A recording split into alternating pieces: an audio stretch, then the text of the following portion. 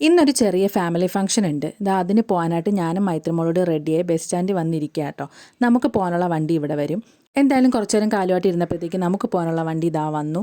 നമ്മുടെ റിലേറ്റീവ്സൊക്കെ ആ വണ്ടിയിലുണ്ട് കേട്ടോ. അങ്ങനെ നേരെ വണ്ടിയിൽ കയറി. അപ്പോൾ എൻ്റെ കസിൻ്റെ വൈഫിൻ്റെ 9ാം മാസം വയറ് കാണാൻ പോകുന്ന ചടങ്ങാണ് കേട്ടോ. നമ്മൾ 9 കൂട്ടം പലഹാരമൊക്കെ ആയിട്ട് കാണാൻ പോകുമല്ലോ, ആ ഒരു ചടങ്ങാണ്.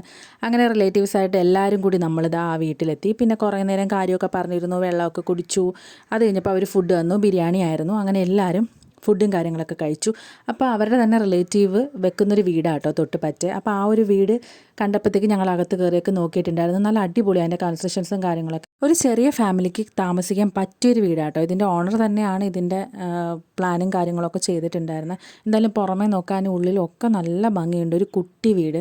എന്തായാലും ഇതിൻ്റെ കംപ്ലീറ്റ് ഫിനിഷ് ചെയ്തതിന് ശേഷം ഒന്ന് കാണണമെന്നൊക്കെ ആഗ്രഹമുണ്ട്.